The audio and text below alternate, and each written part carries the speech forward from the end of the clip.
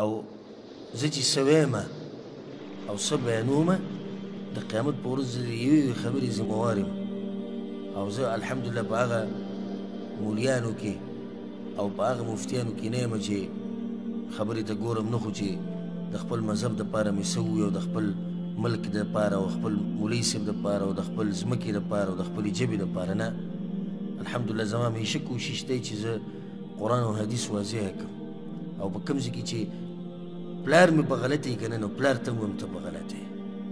او چې کوم ځای کې مې رور په غلطه یې ورته وایم روره ته په غلطه یې ټول قوم مقابله کولی شم بحمدالله چې خپل قام ټولو ته ووایم چې تاسو ټول په غلطه یې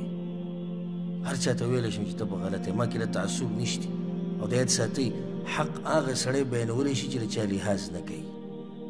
د فایده یې د ساتئ ډېر خلک وایي د اکثر مولین ولې نه بیانوي د اکثر مولین چې نه بیانوي پلاني صاحب او د پلاني صاحب د لاسه یې نه بیانوي او د جومات د امامتۍ د لاسه یې نه بیانوي او د مزدورۍ د لاسه او پیسې ورته میلاویږي دانې د هغې د لاسه یې نه بیانوي او ډېر پکې داسې هم دي چې جاهلان دي دا مسله ورته نه ده واضحه ځکه یې نه بیانوي موږ الحمدلله نه د چا نه دا تمې ساتو او نه په دې یېرېږو چې د جومات امامتي به ختمه شي زه به څه خورم یا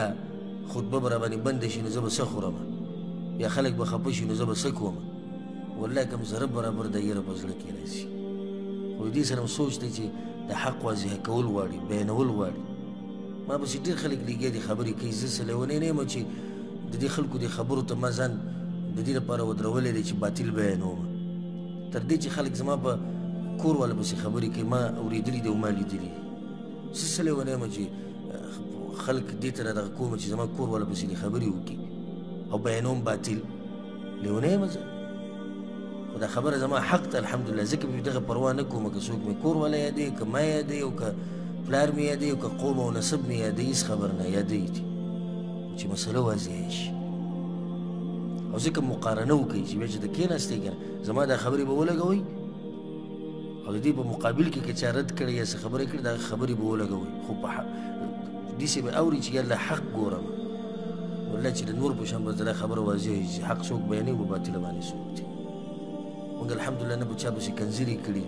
نه هم د اوسه پورې څوک شرمولی نه هم چې ته د یو مولوي صاحب بېعزتي کړې ده نه همیشه موږ د علماو احترام کړی درس هم موږ دا ورکوو چې د علماو به قدر او احترام کوي زموږ بعض ملګري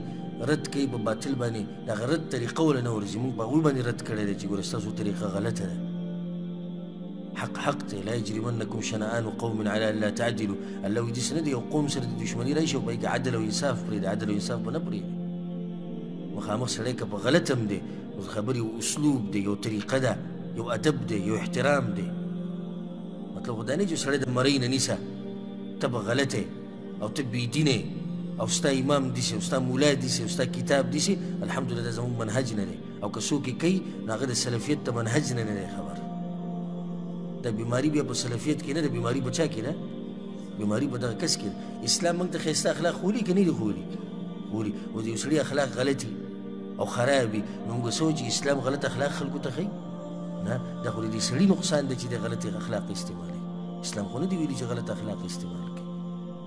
موږ که چې ته رد هم کوو نو دا ووایو د پلاني شیخ صاحب د پلاني مولوي صاحب دا خبره کمزوري ده بس د دې نه خوا موږ دم په چا پسې تلي یو چې د ده قوم دا دی او دی سپک دی او دی رنګ یې داسې دی او دی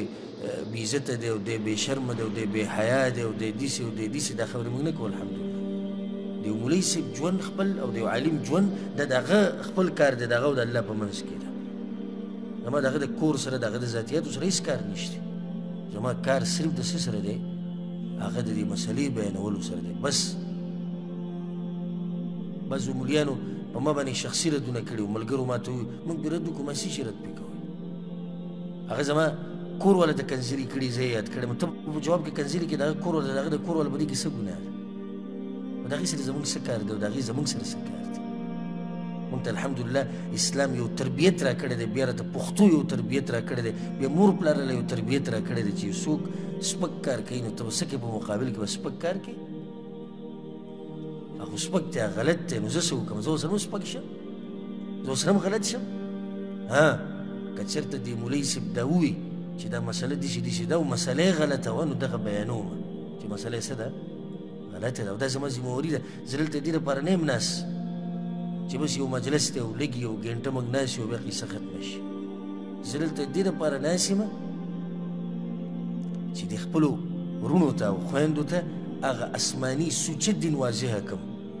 کوم چې جبریل علیه السلام د الله نه اخیستی او بیا یې راوړی پیغمبر صلی الله علیه وسلم له. زه دلته هغه دین بیانولو ته ناست یم چې هغه دغه مدینې والا دین دی کوم چې هلته په قبر کې پروت دی د هغه دین دی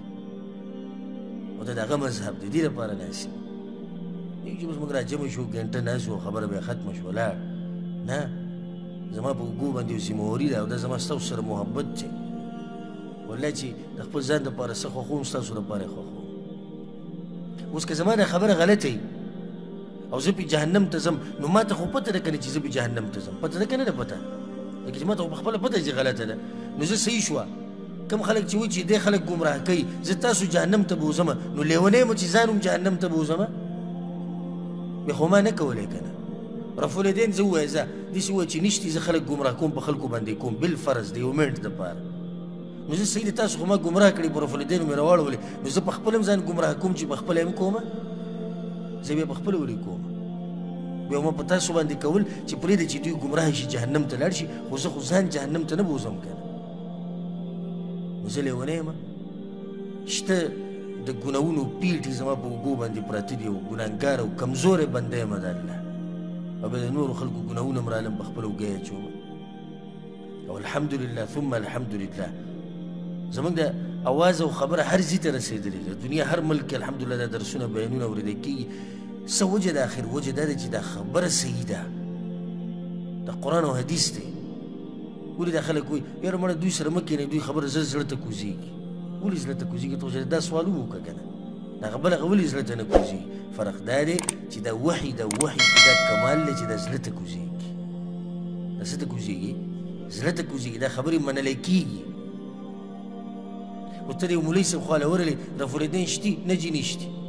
څه دلیل دی؟ ولې وایي دا به د بوتانو دپاره بوتان به مشرکانو په ترخونو کې ایښودو. ته به دا خبره ومني د هغه خو عادتا به یې ومني. څه عادتا په زړه کې به دې بیا هم یو تنده پاتې شي چې مولوي صاحب دا خبره خو مې زړه ته نه کوزېږي. داسې خبره شوه بوتان یې ترخونو کې ایښودي نو په دې اولني پېر رفالدینو سره ولې نه ولیږي؟ دا به ستا په زړه کې سوال راشي. رکوع له چې ځي ولې دا بوتان نه ولیږي؟ سجدې له چې ځي ولې نه ولیږي؟ په جیبونو کې ولې نه ږدي دا قمقلان چې په ترخونو کې ایښودي؟